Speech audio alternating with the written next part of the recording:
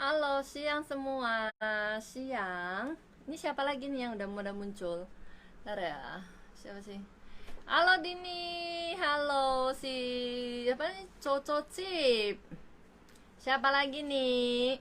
Wendy Culoto apa nih? Udah makan belum? Udah. Halo siang Mama He. Bukan udah makan aja habis bangun dari tidur siang. Cici hari ini mau bagi biasa mau bagi cerita. Bentar ya. Saya baru habis bangun tidur jadi powernya udah apa? Udah store, udah 100, udah strong. Jadi baterainya udah cus gitu. Kalian udah pada makan siang belum? Udah istirahat belum? Kalian kalau bisa kebiasaan siang itu harus tidur siang ya. Buat apa? Buat ngisi tenaga kalian. Soalnya kalian yang dijaga nenek, jaga kakek itu biasa capek. Jadi usahakan siang itu harus tidur setidaknya 15 menit sampai 20 menit gitu loh. Absen, absen, iya absen. Thank you siang semua. Kidung Rindu, ada Lanstok, ada siapa lagi? Rutiel Ching, siapa lagi nih? Bune Putra Putri, Maida Akma, Bambang Karbowo, siang semua. Cici hari ini mau bagi cerita ke kalian. Kemarin Cici ikut pelajaran apa? Ikut belajar perundang-undangan negara Taiwan itu, nyimak ya. Bentar ya.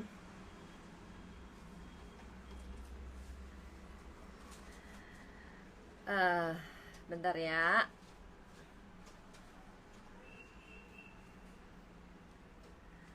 Naihu hadir, curhat dong. Iya Wilda, siang-siang ini lagi makan. Kok makannya siang banget nih Rin? Habis ngapain dirimu Rin? Makanya kok siang banget. Hari ini Caca mau bagi apa? Mau bagi cerita mengenai pelajaran hukum-hukum di sini, biar kaliannya kedepannya lebih mengerti hukumnya di sini. Kalian bantu share dulu ya, bantu nge-share dulu, nge-share ya. Dari Singapura hadir, halo dari Singapura seharusnya cuacanya sekarang masih bagus ya. Di sini agak mendung, di Taipei agak mendung dingin, apalagi dia udah mau mendekatin musim dingin ya, perubahan musim. Jadi otomatis di sini tuh udah mulai dingin. Yang masih sering di luar bawa kakek ini di luar apa masih bawa kakek nenek ke taman tuh jaga badan baik-baik ya, jangan sampai ntar masuk angin. Lampung hadir, halo ini Desi, halo Desi. Xiao Ani hadir. Kalian share dulu ya, share dulu. Entar Cece baru ngomong apa, kita baru bahas masalah perundang-undangan Taiwan. Kemarin Cece ada ikut pelajaran 1 hari. 1 hari, jadi 1 hari itu bener-bener di kola itu bener-bener belajar. Mata Cece itu sampai mau lihat pelajaran itu sama denger cerita sampai udah mau tidur. Bayangin ya, dulu masa kecil aja Cici kalau belajar, kalau lagi namanya sekolah itu, kalau udah namanya gurunya ngomong Cici udah gini. Apalagi ini belajar hukum. Kalian tahu bukunya setebal apa? Nih, ini ada 4 buku. Jadi bayangin, hukum-hukum negara Taiwan tuh ternyata banyak. Cici aja masih belajar sampai sekarang ya. Sampai sekarang Cici masih belajar, bukan nggak belajar, Cici masih belajar. Dan ini biasanya ikut pelajaran kayak begitu tuh bayar sendiri. Jadi nggak ada istilahnya free, tergantung. Kalau misalnya ada kegiatan apa itu baru free, tapi kalau untuk ngikutin pelajaran kayak begini biasanya nggak dikasih free, biasanya harus bayar dari kita sendiri. Tapi menurut saya sih oke ya, kalau bayar oke, istilahnya kita harus tambah pengalaman. Cece selalu alhamdulillah sehat selalu. Dari Hong Kong geser, halo Hong Kong, gimana kabar di Hong Kong? Hong Kong sekarang udah pemasukan pendaftaran tuh udah free ya, karena majikan di Hong Kong udah mau bayar. Negara Taiwan majikan masih nggak mau bayar. Jadi otomatis sekarang yang berita yang terbaru yang saya dapat itu, pemerintah Taiwan memang mengarahkan ke negara lain. Ya, pemerintah itu mengarahkan ke negara lain. Dampak buruk baiknya ada, negatif positifnya ada. Itu tergantung dari kita, pendapatan kita, dari sisi pandang kita itu ke permasalahan itu gimana. Kalau menurut Cece sih alangkah baiknya kalau dua negara tuh bener-bener duduk untuk membahas, tapi tidak memutuskan dengan sepihak. Tapi ya keadaan sekarang ini sih boleh di ngomong dari pihak Indonesia tuh memutuskan dengan sepihak, dan pihak Taiwan tuh boleh di ngomong mereka tuh mencoba untuk ambil negara lain. Mencoba untuk mengambil negara lain bukan berarti nggak baik buat Indonesia ataupun baik untuk Indonesia, masih belum ada jawabannya. Ya jawabannya yang ada ya tinggal hanya waktu yang membuktikan bagus atau enggaknya gitu loh. Ini nih Pak, bayar kok aku di Taiwan. Alhamdulillah. Aku dulu di Taiwan. Oh, kamu dulu di Taiwan. Ya sih, sekarang kalau untuk jujur aja untuk masalah permasalahan sekarang ini yang untuk PMI masuk ke sini tuh, apalagi untuk perawatan tuh masih di ambang-ambang nggak jelas ya. Sebagian PT sih menawarkan dengan zero cost. Sebagian PT menawarkan dengan zero cost. Tapi permasalahannya itu nyampe sininya kalau kalian udah dimajikan. Kalau misalnya perumpama majikan udah membayar uang ya, sampai sekarang setahu Cece sih kurang lebih yang dimintain dari pihak PT ke majikan tuh kurang lebih harga pasaran sekarang itu sekitar 40 sampai 40 ribu sampai 55 ribu NT. Sekarang permasalahannya sih kalau misalnya majikan yang membayar duluan, Cece cuma takutnya itu setelah kalian berangkat. Misalnya kalian berangkat dan kita ngomong aja, kita nggak tahu nasib kita tuh di sini gimana. Kalau misalnya majikan nggak mau pakai kita lagi, atau majikan ngerasa kita nggak cocok, dengan gampangnya dia akan akan meminta kita untuk mengganti rugi biaya itu. Nah biaya itu untuk ganti ruginya itu satu permasalahan lagi, karena nggak ada undang-undang yang melindungi kita. Karena perundangan Taiwan tuh nggak ada yang tertulis, yang nggak ada satupun yang tertulis kalau kita itu dibayar majikan. Dan setelah kalau misalnya majikan nggak mau sama kita ataupun pindah, kita tuh nggak usah bayar, nggak ada perundang-undangan. Sampai saat ini dan sampai detik ini perundang-undangan Taiwan itu tidak ada menuliskan perkataan begitu. Hanya perundang-undangan Indonesia yang dibuat oleh Pak Benny yang menyatakan zero cost. Tapi itu pelindungan untuk di Indonesia. Bagaimana dengan setelah kita setelah kita nyampe di Taiwannya? Akan didasarkan akan kita tuh dilindungi itu dengan dasar hukum Indonesia atau dengan dasar hukum Taiwan, karena kita bekerja di negara Taiwan, kita bukan kerja di negara Indonesia. Kalau kita kerja di Indonesia sih itu nggak masalah, tapi ini masalah kita kerja di Taiwan. Jadi kalau menurut saya sih positifnya, dampak negatifnya kelihatan banget. Tapi sampai sekarang pemerintah Indonesia masih termasuk dari badan pelindungan kita masih belum ada respon ya. Belum ada respon di mana kalau misalnya pergantian majikan itu siapa yang melindungi kita di sininya.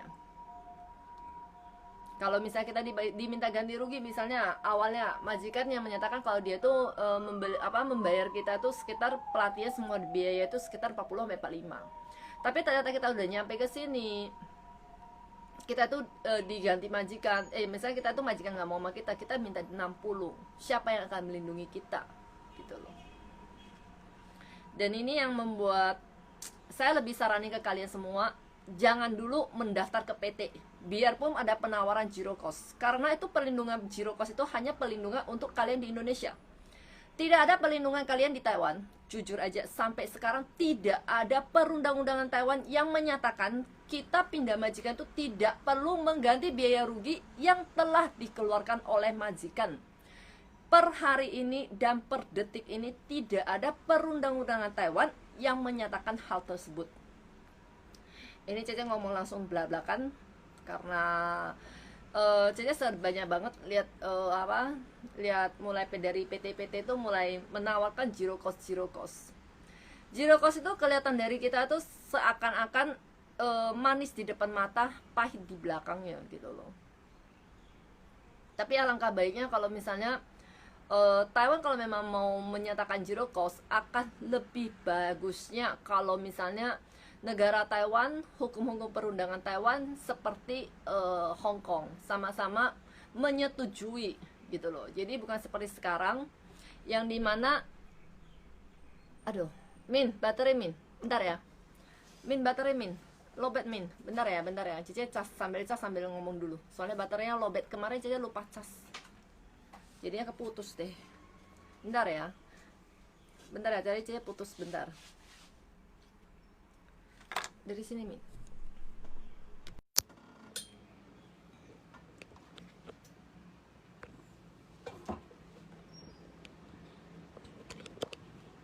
Bisa Min? Lubangnya Min. Ya pastilah iya, majikan juga nggak mau rugi, bener. Hukum perundangan di negara Taiwan, hukum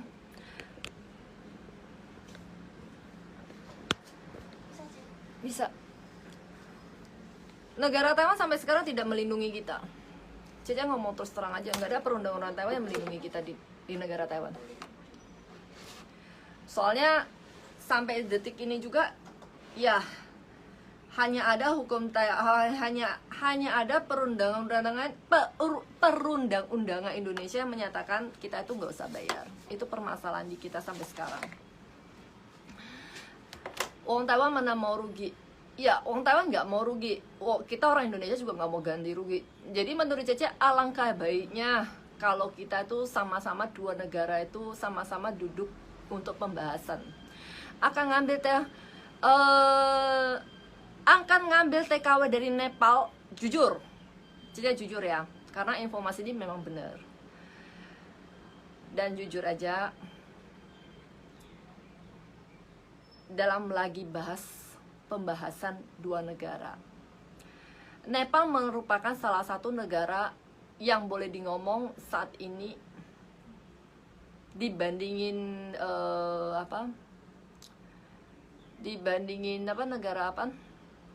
negara Myanmar. Nepal itu memang orang di sana itu hampir, mereka tuh boleh ngomong kehidupan mereka tuh hampir sama dengan kebudayaan kita yang di Indonesia. Ya, di Nepal tuh hampir sama kebudayaan dia, banyak sisinya hampir sama dengan di Indonesia. Jadi permasalahan ini memang lagi dibahas, dan sepertinya kita nggak bisa ngomong itu 100%, tapi memang kalau Cece lihat dari sisi pembahasan memang 70% keberhasilannya, 70%. Jadi kalau Indonesia kedepannya bukan berarti majikan nggak ambil TKI Indonesia, nggak ambil PMI, tetap ngambil. Cuman mereka itu akan memilih untuk mengambil tenaga kerja di negara Nepal, Vietnam, dan Filipina. Filipina itu akan pasti tetap untuk, biasanya Filipina itu mereka tuh ngambil untuk job panti jompo, paling utama job panti jompo dengan job jaga anak utamanya mereka. Ya, tapi kalau untuk Nepal, kalau biarpun, jadi gini loh, biarpun kali ini benar-benar deal pengambilan untuk tenaga kerja di Nepal, itu juga butuh waktu, bukan bisa langsung pindah gitu, nggak bisa, karena pelatihan mereka, bahasa mereka tuh masih perlu ada pelatihan. Jadi kalau untuk Nepal tuh, kalau menurut Cece tuh pembahasannya ini pasti berhasil. Kalau Cece lihat ini pasti berhasil. Cuman butuh waktunya dia untuk majikan memilih, itu masih butuh waktu. Jadi bukan hanya pemerintah deal aja udah bisa berangkat, nggak bisa, karena kalian tahu sendiri majikan di sini kan pada rewel.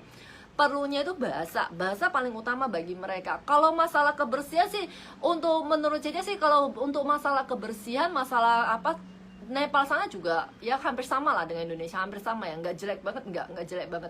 Nepal sebenarnya nggak jelek banget ya. Kalau kalian benar-benar ngerti budaya sana itu, sebenarnya Nepal nggak jelek banget. Budaya hampir sama dengan kita Indonesia, dan orang di sana juga lumayan boleh ngomong punya tata krama yang hampir sama dengan Indonesia. Ini Cece ngomong jujur, karena Cece belakangan ini ada pembahasan dengan beberapa organisasi yang asalnya dari Nepal yang mau kerjasama di negara Taiwan, karena arah mereka tuh memang dari pemerintah tuh memang ada pembahasan ya.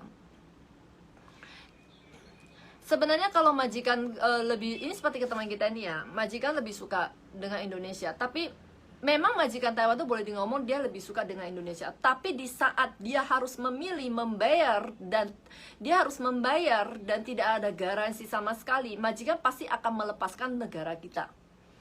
Kita ngomong aja, kita jangan ngomong sekarang ini kita hanya ngomong di depan mata, karena majikan belum mengeluarkan biaya apapun. Jadi dia akan lebih memilih kita negara Indonesia karena sopan santun kita jauh lebih bagus daripada mereka. Tapi di saat majikan harus membayar, kalian tahu sendiri majikan Taiwan sepelitnya apa. Di saat mereka harus membayar, mereka jauh akan lebih memilih negara lain. Karena apa? Mereka harus membayar di depan, dan pembayaran mereka itu sekitar 40-50. Itu pun belum termasuk biaya dokumen mereka sendiri. Ditambah lagi biaya dokumen mereka sendiri, pemasukan satu PMI mereka tuh harus menghabiskan uang kurang lebih 70-80. Tidak semua majikan yang sanggup. Ya, tidak semua majikan yang sanggup. Makanya kalau menurut Cece jujur, alangkah lebih bagusnya kalau dua negara itu sama-sama duduk untuk pembahasan, bukan hanya mengubah undang-undangan sepihak gitu loh. Kalau menurut Cece sendiri ya, ini menurut pandangan Cece sendiri, karena pandangan setiap orang itu berbeda dalam hal ini. Dan sampai saat ini jujur aja, yang lebih Cece khawatirkan itu, alangkah baiknya kalau jikalau dua negara itu sama-sama melindungi. Jadi bukan cuma Indonesia melindungi pihak kita sendiri, zero cost, nyampe di sini kita disikat lagi, ya. Karena apa? Kalau misalnya kita hanya perundangan-undangannya melindungi kita, zero cost hanya dari Indonesia. Sekarang pertanyaan, kalau di sini majikan nggak mau kita mau gimana? Kalau misalnya minta ganti rugi ke kita mau gimana? Jujur aja, Cece lebih nggak setuju sih kalau untuk nggak ada pelindungan di negara kita ya. Jujur, Cece setuju untuk zero cost ini, Cece setuju. Bukan Cece nggak setuju ya. Ini Cece ngomong lagi, terapkan lagi ya. Cece setuju zero cost, tapi dengan satu persyaratan, ada pelindungan kita untuk di negara Taiwan, bukan hanya untuk di negara Indonesia. Karena kita kerjanya di negara Taiwan, karena kita berangkat sampai ke negara orang. Tapi kalau kita misalnya nggak ada pelindungan di negara Taiwan, kita hanya ada pelindungan di negara Indonesia, kita nyampe sini siapa yang mau lindungi kita? Di saat majikan minta ganti rugi, siapa yang mau lindungi kita? Kita bisa menuntut sampai di mana? Kita nggak ada tempat penuntutan. Itu permasalahan menurut Jaja, itu seharusnya harus bener-bener dibahas, bener-bener undang-undangnya harus diperkuat ya. Udah, awalnya Cece nggak kepingin ngomong kayak begini. Awal tujuan Cece hari ini live ini bukan mau bahas masalah zero cost ya. Tadi karena tiba ada yang muncul, tiba-tiba ada yang muncul, jadi Cece tiba langsung sampai ke arah ke sini. Sebenarnya tujuan Cece live ini hari ini pembahasannya itu bukan untuk itu.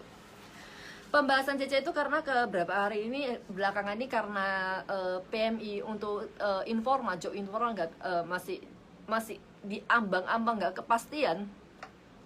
Banyak yang menanyakan Cece, gimana kalau saya masuk dengan visa turis? Visa turis setelah itu saya di sini bekerja, ataupun dibohongin oleh pihak-pihak yang nggak bertanggung jawab untuk masuk dengan visa turis dan akhirnya bekerja. Ini yang melanggar hukum cukup berat. Perundang-undangan, ya ini Cece bahas undang-undangnya ya. Perundang-undangan yang melanggar visa kerja tidak boleh datang ke Taiwan untuk bekerja. Seharusnya dengan cara logika kita berpikir itu ada undang-undangnya. Ini Cece ngomong, perundang-undangannya di perundang-undang kerja itu di ayat 43. Di ayat 43 nomor 57 ayat 1. Di sini itu menyatakan bagi yang menggunakan visa kerja untuk bekerja di Taiwan itu kalau misalnya kalau ketangkap itu akan kena sanksi denda uang sebesar 30.000 sampai 150.000 NT. Ya. 30.000 sampai 150.000 NT ya. Dan yang menggunakan ini untuk yang apa ya, untuk visa kerja ya. Untuk visa kerja yang datang ke Taiwan, kalau kamu ketangkap, hukumnya itu cukup lumayan berat. Itu dendanya itu dari 30.000 sampai 150.000 itu untuk pekerjanya. Dan untuk majikan yang menggunakannya itu akan dikenakan sanksi hukuman denda uang sebesar 150.000 sampai 750.000 ya. 150.000 sampai 750.000 NT. Kalau mau ngomong, majikan takut nggak? Nggak. Karena apa? Dendanya terlalu kecil. Bagi majikan dendanya terlalu kecil. Karena di saat majikan mau menggunakan kamu, di saat majikan mau menggunakan PMI yang dengan visa kerja di sini, boleh ngomong, menggunakan pekerja dengan visa kerja, dia tuh udah jauh, udah menyiapkan diri untuk uang denda. Karena bagi majikan itu hanya akan kena denda uang. Beda dengan kita menggunakan visa turis datang ke Taiwan kerja. Kita kalau ketangkap, kita selain kena denda, kita tuh juga akan di blacklist dari negara Taiwan. Pertanyaannya, pada nanya kan, kalau saya udah di blacklist, saya udah kena masalah, saya pulang, saya mau balik lagi bisa nggak? Nggak bisa. Nggak bisa. Jangan lagi kebohong dengan orang yang ngomongnya bisa. Kemarin Cece ada sempat dapat pertanyaan, ya. Pertanyaan dari satu teman Cece. Dia nanya ke Cece, kalau di Taiwan dulunya dia itu pernah ke Taiwan, ya. Ini kemarin sempat ada yang nanya ke Cece, dia itu dulunya itu sempat visa turis ke Taiwan kerja. Setelah itu dia ketangkap langsung pulang. Nah, sekarang istrinya dia itu masih ada di negara Taiwan. Dia itu kepingin nanya, apakah dia masih bisa datang ke negara Taiwan? Karena ada yang menawarkan dia dengan visa turis, dia itu bisa masuk ke Taiwan. Ya, Cici jujur, kalau untuk proses, semua orang bisa. Untuk memprosesin kamu sampai ke Teto, itu semuanya bisa. Ya, untuk proses, nggak sulit kok prosesin kamu masuk ke Teto. Permasalahan, Teto mengeluarkan izin kamu atau enggak, itu satu permasalahan. Dan biasanya yang mengurus tidak akan menjamin kamu 100% visa kamu akan keluar. Jadi dia akan menerima uang kamu itu pas kamu sebelum dokumen kamu itu masuk ke Teto. Dia akan minta kamu bayar. Ya. Jadi kalau menurut Cece sampai sekarang Indonesia, tolong jangan kalian gampang percaya dengan namanya visa kerja. Jangan visa kerja. Visa turis kok visa kerja. Ini akibatnya terlalu konsen. Jangan gampang terpercaya namanya visa kerja. Visa kerja lagi. Ampun. Visa turis. Ya, jangan gampang terpercaya. Karena visa turis itu dia bisa memprosesin kamu sampai di Teto. Teto mengeluarkan ke visa kamu atau enggak, itu pihak Teto yang memutuskan. Dan sampai saat ini jujur aja, yang pernah kaburan, yang pernah overstay di negara Taiwan sampai saat ini nggak bisa. Terkecuali satu, kamu ada teman yang di sini yang gimana ya, orang pemerintahan, ya. Jadi orang pemerintahan yang sanggup membuatkan surat rekomendasi kamu untuk balik ke Taiwan. Itu satu. Kedua, kamu married sama orang Taiwan, itu pasti bisa. Tapi kamu married sama orang Taiwan, itu biasanya proses dokumen kamu itu 1 tahun di negara Indonesia. Jadi kamu itu misalnya kamu tahun depan mau terbang ke Taiwan, ya kamu tahun ini ngurus married dulu, karena itu prosesnya kurang lebih 1,5 tahun sampai 2 tahun. Teto itu apa aja? Teto itu kedutaan Taiwan di Indonesia, seperti KDI kedutaan Indonesia di negara Taiwan. Jadi Teto itu kedutaan negara Taiwan itu yang di Indonesia. Jadi kita permohonan visa itu semuanya ke sana, ya. Dan ada satu lagi, kamu bisa datang kalau kamu udah overstay dan kamu udah pernah kaburan, kamu bisa datang lagi. Ada satu lagi visa namanya visa kunjungan, yang dimana yang masih ada hubungan dekat, misalnya anak kamu atau mama kamu atau papa kamu yang di negara Taiwan menjamin kamu. Itu harus benar-benar hubungan saudara deket banget, dan harus ada tabungan. Ya, harus ada tabungan. Itu memang diterapkan, harus ada tabungan. Karena apa? Dia takut kalau kamu nyampe ke sini kamu kabur lagi, dia mau nyari siapa? Jadi kalau misalnya kamu udah ada surat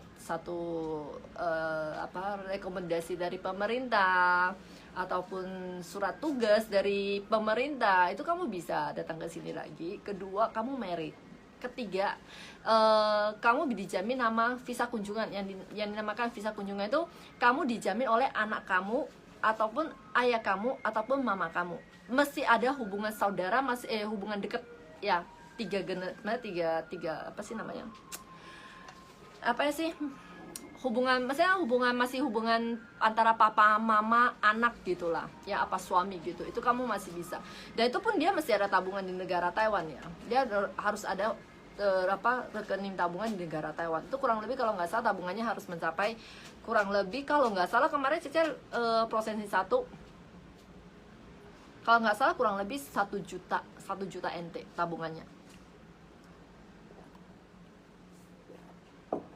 Jadi buat yang kalau bos yang jamin gimana, Cek? Bos jamin nggak bisa. Cek, punyaku belum datang barangnya. Aida, bentar Cek cek ya. Kira-kira mulai kapan, Cek? Aku rencana bulan depan aku mau nikah bulan 5. Apanya kapan? Apanya nih Yola Radia? Apanya mulai kapan? Mulai kapannya maksudnya apa?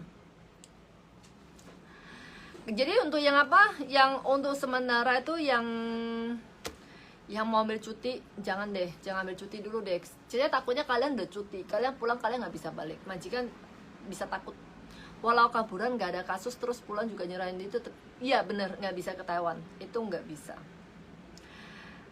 Ingat ya, pemerintah Taiwan memang pernah menyatakan kalian tahun berapa yang menyerahkan diri, kalian tuh di tahun berapa boleh balik ke negara Taiwan. Ini Cece ngomong ya, itu peraturan yang dibuat yang menyatakan kalian menyerahkan diri, kalian boleh balik lagi ke sini setelah berapa tahun. Tapi permasalahannya, Teto mau nggak mengeluarkan visa kalian, itu tidak sesuai dengan ngomongan yang di sini ya. Jadi intinya gini loh, yang di Indo jalanin yang dia punya, yang di sini dia jalanin dia punya gitu loh. Karena Teto mesti memikirkan, kalau misalnya kalian nyampe sini, kalian pulang, kalian kabur atau apa, dia mesti menanggung resiko karena dia yang mengeluarkan visa kalian. Sedangkan yang di sini tuh dia hanya menangkap kalian dan kalian menyerahkan diri, hanya membalikan kalian ke negara Indonesia. Jadi itu dua posisi yang berbeda gitu loh. Jadi kadang-kadang Teto itu lebih memilih untuk berpendapat sendiri daripada ntar kalau kalian nyampe sini kalian kabur, dia mesti nanggung resiko ini gitu loh. Kak yang udah 14 tahun kemarin bisa nambah 6 bulan. Ya bener bisa. Yang 14 tahun udah finish karena COVID ini, kalian boleh menambah job kalian selama 6 bulan. Berlaku sampai tahun depan bulan 3. Bulan 3 tanggal berapa Cece lupa. Kemarin Cece udah pernah live. Kalian lihat live Cece yang kemarin dulu ya. Kayak kalau nggak salah bulan-bulan lalu deh Cece pernah live. Kalau nggak salah live Cece yang di bulan 9, Cece udah pernah live, udah pernah jelasin. Karena perundangannya begitu keluar, Cece langsung konfirmasi ke kalian. Bukanang Cece bisa balik lagi. Iya bener, kalau bisa jangan balik Indo dulu deh. Sekarang udah nggak bisa proses cuti, Cece ngomong saranin jangan balik dulu. Karena posisi masih belum stabil, jangan dulu. Mau Cek, aku salah, aku masuk tahun depan bulan 5 rencana nikah. Maksudnya bulan rencana nikah bulan depan. Tahun depan masih lama sayang. Saya temanku udah datang lagi nyampe Taiwan, tapi di karantina apa cuma di Taiwan. Nah, masalah tempat karantina, Cice ngomong ke kalian. Kalian tahu dulunya itu waktu bulan-bulan sebelumnya, bulan-bulan 7, 8, 9, 10, tempat karantina itu untuk Irfoma itu rebutan. Ya, itu rebutan. Jadi itu bukan kalian mau datang ada tempat karantina daftar sendiri nggak bisa. Informal beda dengan formal. Kalau formal itu datang ke sini tuh bisa majikan cari karantina sendiri, sedangkan informal itu nggak diizinkan karena informal itu masih ditanggung oleh pemerintah. Jadi tempatnya disediakan oleh pemerintah dan itu terbatas. Makanya kenapa banyak yang ngomong, aku udah masuk, aku di karantina, tapi aku kok lama, temanku kok lama ya, gini-gini. Itu rezeki kalian, itu boleh di ngomong hoki kalian masing-masing. Kalau hoki kalian bagus, kalian dapat. Kalau hoki kalian nggak bagus, ya apa boleh buat. Kalian mesti nunggu dan nunggu. Makanya kenapa Cece saranin ke kalian jangan ambil cuti dulu, karena untuk balik ke sini, satu, majikan masih tetap mau atau enggak, itu satu permasalahan. Kedua, kalian balik ke sini tempat karantina ada atau enggak, udah terbuka untuk umum atau enggak, masih belum ada kelihatan kejelasannya. Jadi menurut Cece kenapa jangan cuti pulang dulu untuk spesial banget untuk informal. Jangan ngambil resiko kalian setelah pulang kalian nggak balik ke sini lagi, nggak bisa balik ke sini. Karena apa? Majikan akan ngomong dengan manis, kamu pulang, ntar kamu balik lagi. Tapi di saat kamu nggak ada selama ini, majikan bisa aja memakai negara lain, dan setelah kamu mau balik majikan ngomong, oh saya udah nggak butuh PMI lagi. Akhirnya kita yang nggak ada kejelasannya gitu loh ya. Kakak mau nanya, misalnya anak saya mau main ke Taiwan hanya untuk main ke tempat majikan saya, izin majikan dan posisi tetap tegak dan hanya untuk main. Untuk sekarang visa kunjungan masih belum bisa. Karena negara Taiwan masih belum membuka umum untuk visa turis ataupun visa kunjungan. Untuk sementara belum ya. Kalau dari mana katanya boleh ke Taiwan. Cia katanya udah 5 tahun. Bener. Nah itulah, kalian tuh kan dibohongin kan. Ini ngomong kasarnya kan dibohongin. Ngomongin dibohongin sama perundangan Taiwan sama perundangan Indonesia. Ini kan teman kita satu kena kan. Udah 5 tahun gak bisa balikan. Gak bisa. Karena Teto dengan negara Taiwan, Teto dengan imigrasi di Taiwan tuh dia berdiri masing-masing. Dia itu tidak bersangkutan. Ya, mereka tuh memegang posisi masing-masing. Teto tuh takut kalian begitu datang ke Taiwan, kalian tuh kabur atau apapun, mereka mesti terima resiko loh. Makanya mereka lebih memilih tidak mengeluarkan visa untuk anak bekas kaburan ataupun overstay. Ya, ini saya jelasin lagi. Berarti aku balik wes ora nek Taiwan kabur ae. Ngapain kabur? Nggak usah kabur. Penyelesaian masalah bukan dengan kabur. Masih ada lagi nggak nanti 3 bulan perpanjang 6 bulan. Kalau masalah untuk perpanjang setelah kamu perpanjang 6 bulan masih bisa perpanjang nggak? Itu masih belum ada kepastian. Tapi kenapa kalau menurut Cece itu kalian kalau udah finish kontrak 14 tahun, udah finish, kenapa kalian nggak mengarahkan lagi ke negara lain? Karena banyak negara lain yang jauh penawarannya lebih bagus dari Taiwan. Misalnya negara Hong Kong yang yang sampai saat ini keadaannya udah cerah, boleh ngomong udah cerah. Majikan di sana itu udah mulai mau menanggung biaya tersebut. Kalau menurut saya sih kalian udah finish 14 tahun, kalian boleh ganti negara. Tidak seharusnya tidak perlu memaksakan diri kalian tuh untuk stay di Taiwan. Kalau menurut saya daripada kalian ngambil resiko kabur. Ya, ini menurut Cece ya. Masih banyak negara lain yang bisa kalian datangin dan bisa kalian cari untuk masa depan kalian gitu loh.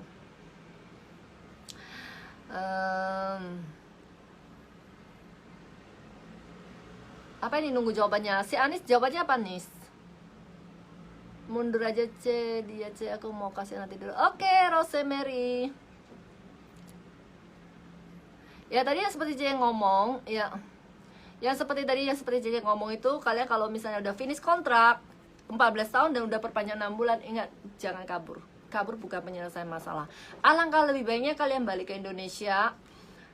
Kalian cari ke negara lain yang mungkin penawarannya jauh lebih bagus daripada negara Taiwan. Karena Cici yakin masih banyak negara yang lebih bagus daripada negara Taiwan. Nggak harusnya selalu di Taiwan gitu loh. Daripada kamu overstay ataupun kamu kabur, akhirnya kalau kamu udah pulang, kamu mau jalan-jalan ke Taiwan, ya mana tahu namanya rezeki orang masing-masing.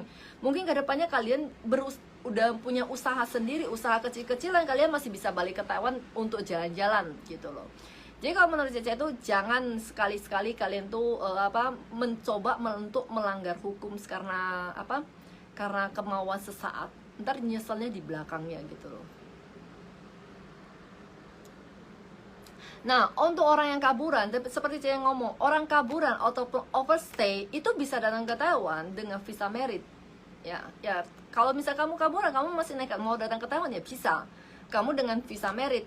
Ya, visa merit itu biasanya waktunya itu pengurusan dokumen itu kurang lebih 1,5 tahun sampai 2 tahun, 1,5 tahun sampai 2 tahun. Ya, dia tuh harus benar-benar mastiin kamu tuh benar-benar sama-sama cinta, sama-sama sayang, kamu itu memang bukan merit palsuan. Nah, itu kamu bisa datang.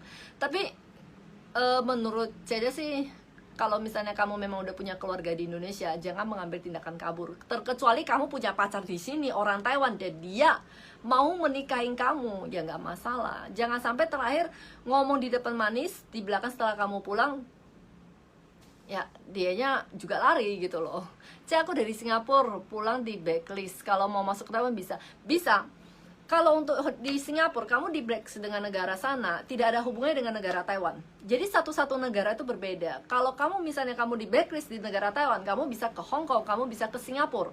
Dan kamu di blacklist di Singapura, kamu bisa ke Taiwan, kamu bisa ke Hong Kong. Ya, jadi itu 3 negara itu, negara dengan negara itu tidak, imigrasinya itu tidak berkait gitu loh. Jadi masing-masing negara itu punya masing-masing perundangan tersendiri. Nama-nama blacklist itu juga masing-masing sendiri. Jadi kamu misalnya dari Taiwan blacklist, kamu mau ke negara mana itu masih bisa. Oke? Ya udah, informasi Cece sampai di sini. Awalnya mau bahas visa turis, jadinya sampai melencong kemana-mana. Ingat ya, untuk visa turis, ingat, jangan menggunakan visa turis untuk datang ke Taiwan bekerja. Kamu akan kamu akan kena sanksi hukum. Kamu akan rugi sendiri. Ya, lebih baik kamu itu dengan visa pekerja. Dan ingat, jangan gampang dibohongi oleh orang-orang yang tidak bertanggung jawab. Oke? Caca tolong baca komenku. Komen kamu yang mana sayang?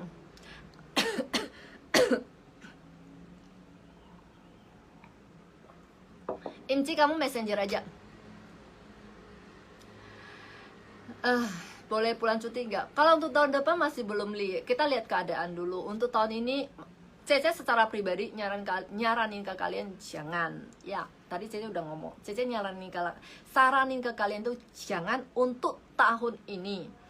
Tahun depan kalau COVID udah menjauh, ya mudah-mudahan. Cece juga kepingin pulang. Bukan kalian aja, tahu nggak sih? Cece juga udah 1 tahun lebih nggak pulang. Cece juga udah 1 tahun lebih nggak ketemu papa mama. Cece juga udah 1 tahun lebih nggak ketemu teman-teman di Indonesia. Cece juga udah 1 tahun lebih nggak ketemu anak-anak panti yang Cece ngambil di Indonesia. Karena Cece di Indonesia juga ada panti asuhan. Dan Cece itu biasanya setahun tuh 2 kali aktif di panti asuhan itu. Dan karena COVID kali ini, jujur aja Cece juga sedih. 1, Cece nggak bisa pulang lihat papa mama.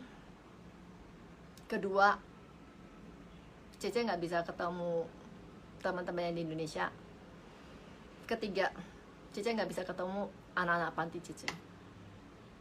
Anak-anak panti Cece yang di Indonesia itu totalnya ada 183 anak. Itu di satu panti. Yang satu lagi itu kurang lebih 30 anak. 30 anak kecil. Jujur aja, Cece juga lagi kepingin pulang banget, kepingin ketemu anak-anak panti. Cece, aktivitas Cece di panti asuhan itu udah berjalan 5 tahun. Anak Cece udah 6 tahun kan, udah 5 tahun. Cece aktif banget di panti itu. Karena tahun ini Cece nggak bisa pulang, ya sedih sih. Karena anak-anak di panti itu, mereka tuh semua cacat.